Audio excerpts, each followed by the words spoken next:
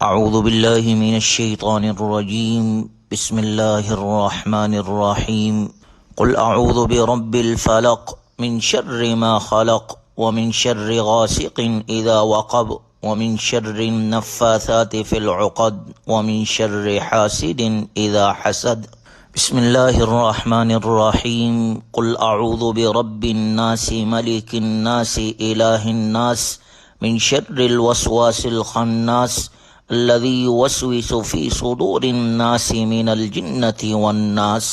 یہ قرآن کریم کی سب سے آخری دو صورتیں ہیں، سورہ فلق اور سورۃ الناس۔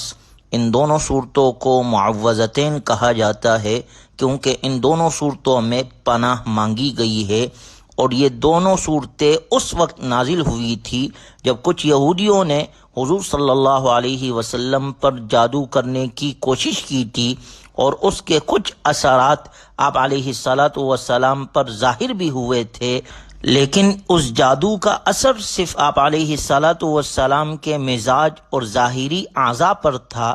آپ علیہ الصلاۃ والسلام کے دل اور دماغ سمجھ بوجھ پر اس کا کوئی اثر نہیں تھا۔ وحی الہی اور دعوت تبلیغ کا سلسلہ اس جادو سے بالکل متاثر نہیں ہوا۔ اس دوران میں آپ علیہ الصلاۃ والسلام برابر لوگوں کی رہنمائی فرماتے رہے اور انہیں دینی، دنیاوی اور اخروی کامیابیوں کے طریقے اور سلیقے سکھاتے رہے۔ کسی روایت میں کوئی ایسی بات موجود نہیں ہے کہ اس عرصے میں آپ علیہ الصلاۃ والسلام نے کوئی بات کہی ہو اور وہ اس طرح پوری نہ ہوئی ہو جس طرح آپ علیہ الصلاۃ والسلام نے ارشاد فرمایا۔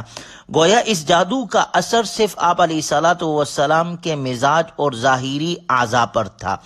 اللہ تبارک و تعالی نے آپ علیہ الصلاۃ والسلام کو وحی کے ذریعے سے مطلع فرمایا۔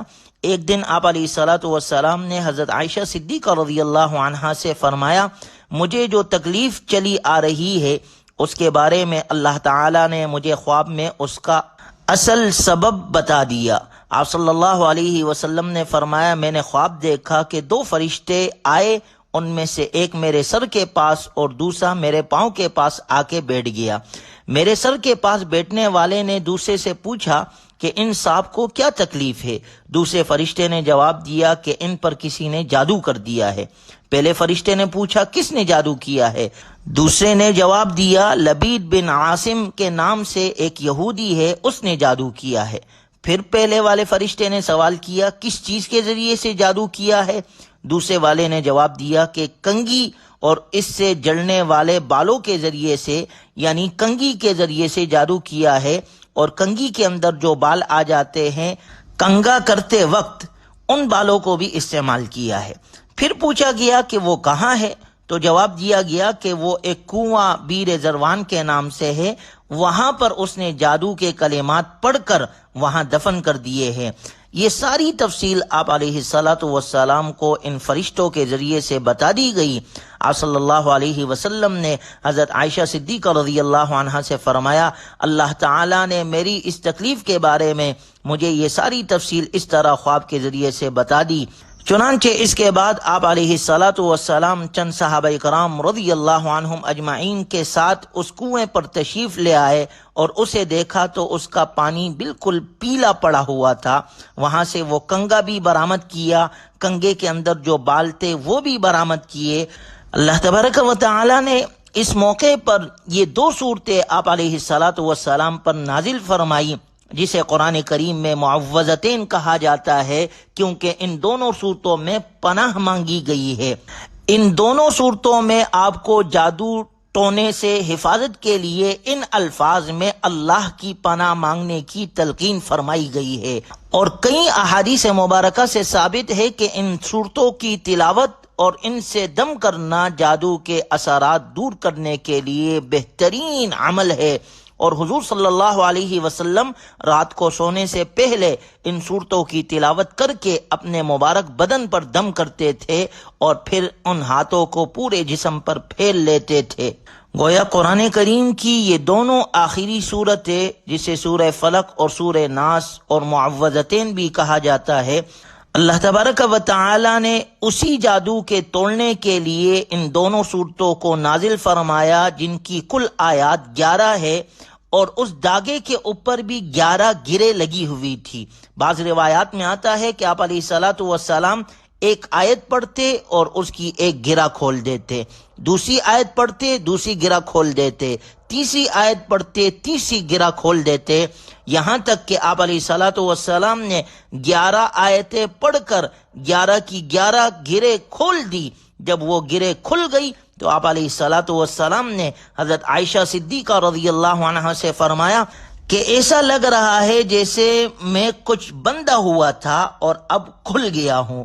تو جادو کا جو اثر تھا، اس طرح اللہ تبارک و تعالی نے ان آیات مبارکہ کے ذریعے سے اسے زائل کر دیا۔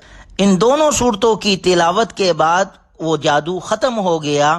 گویا جادو کے توڑ کے لیے معوذتین یعنی سورہ فلق اور سورہ ناس کا پڑھنا بہترین عمل ہے، جو آپ علیہ الصلوۃ والسلام سے ثابت ہے۔ یہ آپ علیہ الصلوۃ والسلام کا زندگی بھر کا معمول تھا۔ حضرت عائشہ صدیقہ رضی اللہ تعالیٰ عنہ فرماتی ہے کہ میں نے آپ علیہ الصلوۃ والسلام کو ساری زندگی دیکھا کہ سونے سے پہلے آپ علیہ الصلوۃ والسلام یہ دونوں صورتیں معوذتین سورہ فلق اور سورہ ناس پڑھ کر اپنے ہاتھوں پر دم کرتے اور پھر سارے جسم پر پھیل لیتے۔ یہ صورتیں نازل ہونے کے بعد آپ علیہ الصلوۃ والسلام کے زندگی بھر کا یہی معمول رہا، اور آپ صلی اللہ علیہ وسلم نے یہ تلقین بھی فرمائی کہ صبح بھی ان صورتوں کو پڑھو اور شام کو بھی پڑھو، اللہ تبارک و تعالی تمہاری حفاظت فرمائیں گے۔ گویا غور کیا جائے تو حضور علیہ الصلوۃ والسلام کی حیات طیبہ کے ذریعے سے اور آپ علیہ الصلوۃ والسلام کی تعلیمات کے ذریعے سے امت کو تعلیم دی جا رہی ہے کہ اگر کسی پر جادو ہو جائے تو ان دونوں صورتوں کی تلاوت کر کے اور اس سے اپنے آپ کو دم کر لے تو جادو کے اثرات دور ہو جائیں گے۔ جادو کو دور کرنے کے لیے ان صورتوں کا پڑھنا ایک بہترین عمل ہے جو قرآن اور احادیث مبارکہ سے ثابت ہے اور آپ علیہ الصلوۃ والسلام کے عمل سے ثابت ہے۔ لہٰذا آج ہمارے معاشرے کے اندر بھی ہر دوسرا فرد کہتا ہے کہ جی مجھ پر جادو ہو گیا، مجھ پر اثر ہے، مجھ پر جادو ہے، میں پریشان ہوں۔ اس کے حل کے لیے ہمارے پاس بہترین عمل قرآن کریم کی یہ صورتیں ہم اپنے زندگی کا معمول بنانے والے ہو اور صبح شام ان صورتوں کو پڑھ کر اپنے اوپر اپنے بچوں کے اوپر اس کو دم کرنے والے ہو تو انشاءاللہ ان صورتوں کی برکت سے اللہ تعالی ہر قسم کے آفات سے ہمیں محفوظ فرمائے گا۔ ان صورتوں کو اپنی زندگی کا معمول بنائے تو اللہ تعالی ہر قسم کے جادو سے، اثرات سے، حاسدین سے اور انسان اور جنات کے شرور سے انشاءاللہ اللہ محفوظ فرمائے گا۔ پھر یہ دونوں صورتیں جنہیں معوذتین کہا جاتا ہے، اگر ہم ان میں غور کریں تو سورہ فلق میں اللہ تبارک و تعالی نے اپنی ایک صفت بیان فرما کر 4 چیزوں کے شر سے پناہ مانگنے کا حکم دیا ہے۔ اللہ تعالی کا ارشاد مبارک ہے قل اعوذ برب الفلق، کہو کہ میں صبح کے مالک کی پناہ مانگتا ہوں، من شر ما خلق، ہر اس چیز کے شر سے جو اس نے پیدا کی ہے۔ پہلے نمبر پر ہر وہ مخلوق جسے اللہ نے پیدا کیا ہے، ہر مخلوق کے شر سے، چاہے انسان ہو، چاہے جنات ہو، چاہے اور مخلوق ہو، میں اللہ کی پناہ میں آتا ہوں۔ دوسرے نمبر پر فرمایا وَمِن شَرِّ غَاسِقٍ إِذَا وَقَبَ، اور اندھیری رات کی شر سے جب وہ پھیل جائے، کیونکہ عام طور پر چور، شیاطین، جنات اور جادوگر اندھیرے ہی میں اپنا کام دکھاتے ہیں۔ تیسرے نمبر پر فرمایا وَمِن شَرِّ النَّفَّاثَاتِ فِي الْعُقَدِ، اور گروہ میں پھونک مارنے والیوں کی شر سے، جس کا معنی ہے جادوگر عورتیں جس طرح مرد جادو کرتے ہیں اس طرح عورتیں بھی جادو کرتی ہے، بلکہ عورتیں اس کام میں زیادہ آگے ہوتی ہے۔ اللہ ہماری حفاظت فرمائے۔ اس لیے قرآن کریم نے خاص طور پر عورتوں کا ذکر کیا ہے۔ چوتھے نمبر پر فرمایا وَمِن شَرِّ حَاسِدٍ إِذَا حَسَدَ، اور حسد کرنے والے کے شر سے جب وہ حسد کرتا ہے۔ حسد بہت بری بیماری ہے، کائنات میں سب سے پہلا گناہ کبیرہ حسد کی وجہ سے سرزد ہوا جب قابیل نے اپنے بھائی حابیل کو حسد کی وجہ سے موت کے گھاٹ اتار دیا تھا۔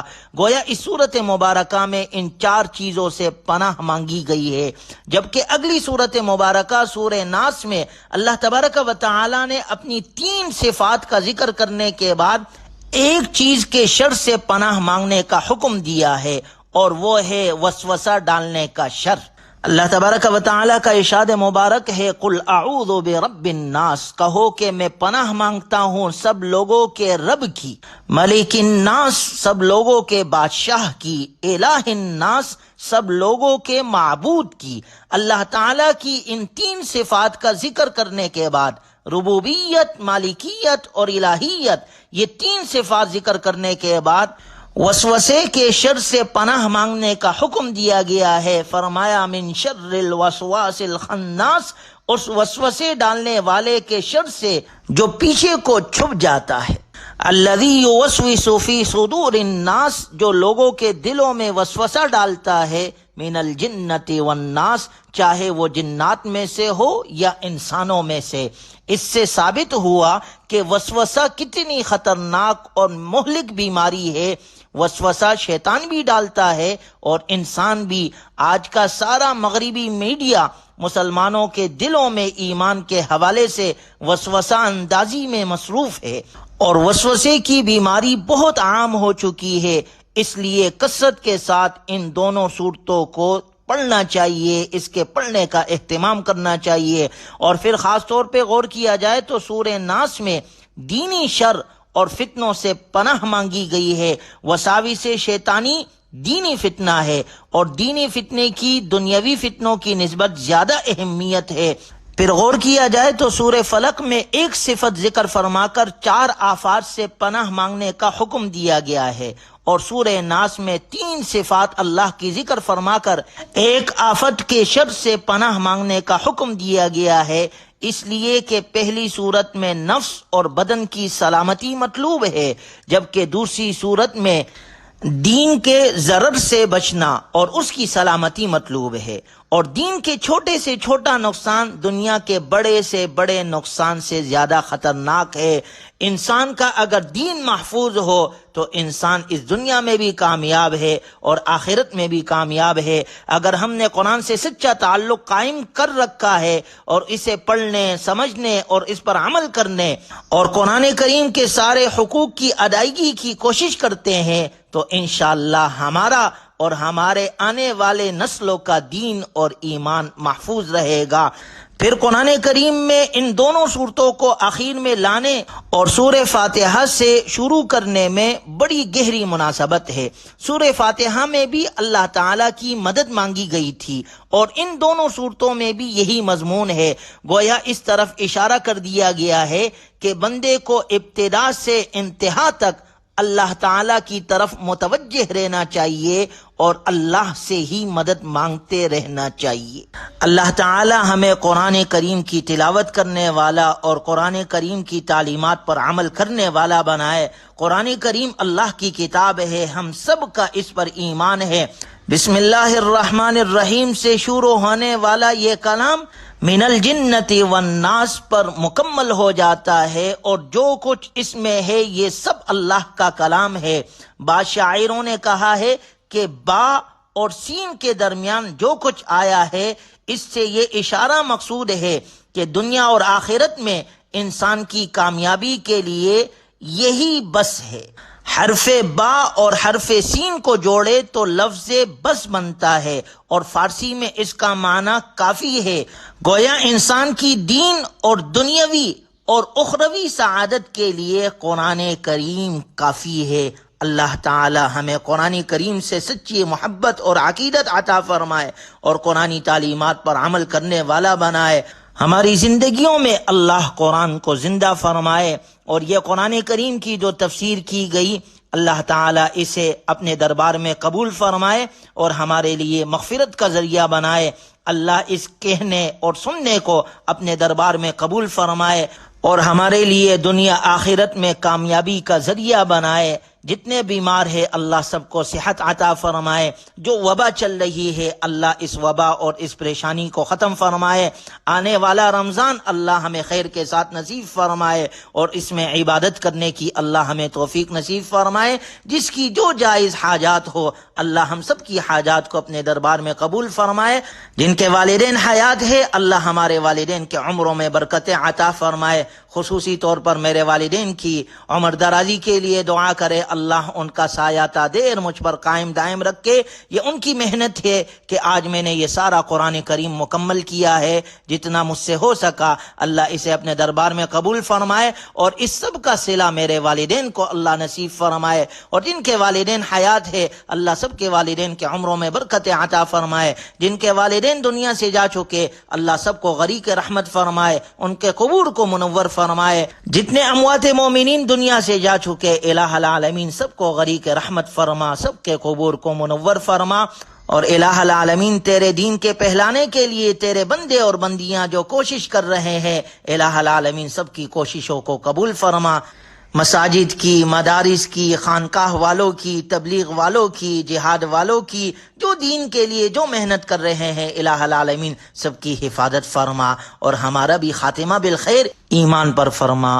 وصلی اللہ تعالی علی خیر خلقہ محمد وآلہ واصحابہ اجمعین برحمتک یا ارحم الراحمین۔